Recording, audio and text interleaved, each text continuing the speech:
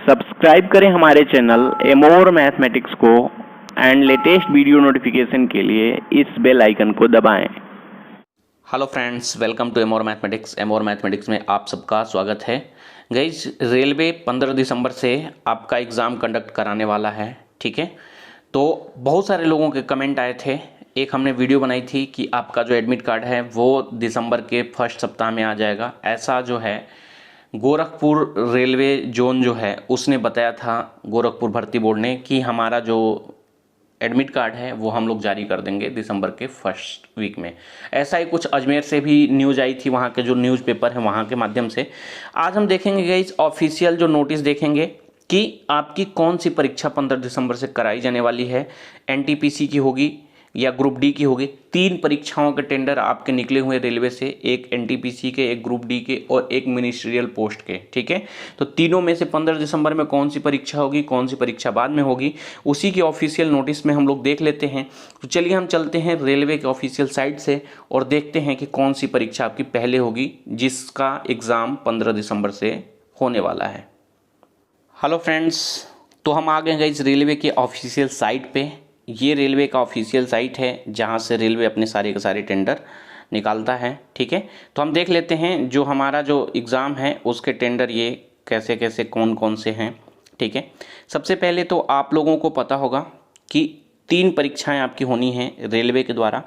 एक परीक्षा है 1/2019 ECA जिसको करा रहा है आरआरबी चेन्नई, ठीक है। ये परीक्षा आपकी एनटीपीसी की है। ये जो टेंडर है वो किसका है? एनटीपीसी के लिए है, ठीक है। दूसरा जो है एक टेंडर था CN 3/2019, ये है मिनिस्ट्रियल वाला। और तीसरा है RRC 1/2019 ECA, ये किसका है? ये ग्रुप डी का है। तो एनटीपीसी को कराने का जो जिम्मा लिया है वो किसने लिया है? चेन्नई ने लिया है। जो मिनिस्ट्रियल जो आपके जो हैं पोस्ट वो कौन करा रहा है? आरआरबी अजमेर। और जो ग्रुप डी का इस बार का जो टेंडर और बाकी चीज़ें करने का जिनको जिम्मा मिला है वो है भोपाल। अब देख लेते हैं कि क्या क्या चीज़ें हो गई हैं। देखो, सबसे पहले स्टेटस देख लेते हैं, उससे पता चल जाएगा कौन सा एग्ज़ाम पहले होगा। देखो, इसका जो स्टेटस है वो दिया है अंडर इवेल्युएशन। तीसरा जो दूसरा है मिनिस्ट्रियल वाला, ये एनटीपीसी का था। दूसरा जो मिनिस्ट्रियल है उसका है टेंडर बॉक्स ओपन। और तीसरा है वो है पब्लिश्ड। अब इन तीनों का मतलब क्या है एक बार मोटा मोटी समझ लो, ठीक है। पब्लिश्ड का मतलब एकदम स्टार्टिंग स्टेज है। ये अभी जो टेंडर है वो पब्लिश हुआ है, उसमें और भी चीज़ें होती हैं जैसे प्री बिड होता है, टेक्निकल बिड होता है, फाइनेंशियल बिड होता है।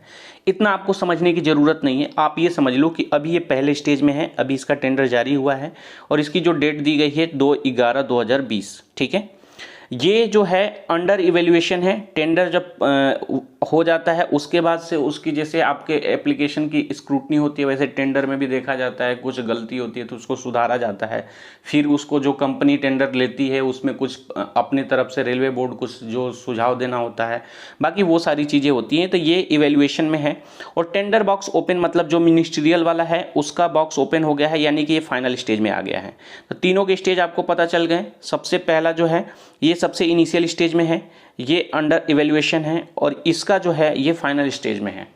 इसका मतलब ये हुआ कि जो सबसे पहले आपका एग्जाम बोर्ड कराएगा वो है मिनिस्ट्रियल वाला, ठीक है।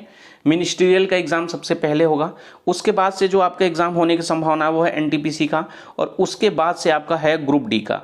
2/11/2020 जो है उसको फाइनल वो दिया गया है। और चलो इसकी वो भी देख लेते हैं जो आपका ऑफिशियल वो भी है इनके साइट से।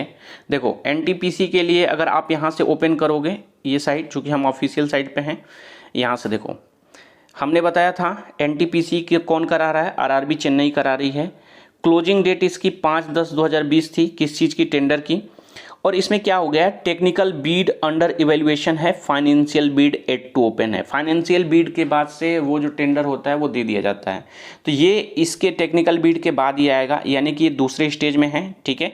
बाकी इसकी डिटेल में और जाने की कोई बहुत ज़्यादा ज़रूरत नहीं है। अब आगे बढ़ते हैं, आगे देख लेते हैं हम लोग। इसका देख लेते हैं, दूसरा जो था ग्रुप डी के लिए देख लेते हैं। देखो, ग्रुप डी में क्या हुआ है कि अभी केवल ये पब्लिश किए हैं, ना ये टेक्निकल बीट पे गए हैं, ना इवैल्यूएशन पे गए हैं, ना फाइनेंशियल बीट पे गए हैं, तभी इनका पब्लिश किए गए हैं। ठीक है, तो इससे आपको ये पता चल जाता है गाइस, एक चीज़ आपको ये पता लग जाती है कि जो आपका एग्ज़ाम होने वाला है, ठीक है, जो आपका एग्ज़ाम होने वाला है वो इसी क्रम में होगा।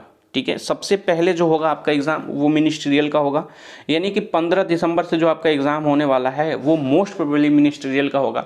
उसके बाद से आपका एनटीपीसी का एग्ज़ाम होगा और सबसे लास्ट में आपका ग्रुप डी का एग्ज़ाम होगा। ठीक है, तो आपका जो है जो मिनिस्ट्रियल है उसमें थोड़े से कम फॉर्म भी गिरे हैं और कम पोस्ट भी हैं, तो हो सकता है वो एग्ज़ाम जो मैक्सिमम जाए वो 7 to 1 वीक में आपका ख़त्म हो जाए, 7 से 10 दिन में। एनटीपीसी का एग्ज़ाम थोड़ा लंबा चलेगा, उसमें एप्लीकेंट भी ज़्यादा हैं, बाकी चीज़ें भी हैं, और उसके बाद से ग्रुप डी का है। तो आपका इसी क्रम में आपका होगा। तो जो आपका एग्ज़ाम का जो डेट है गाइस, अभी जो टेंडर की जो वो चल रही है उस आधार पे ही आपको बता रहे हैं कि जो एनटीपीसी का एग्ज़ाम है वो ग्रुप डी से पहले होगा। ठीक है, तो ये ऑफिशियल नोटिस थी।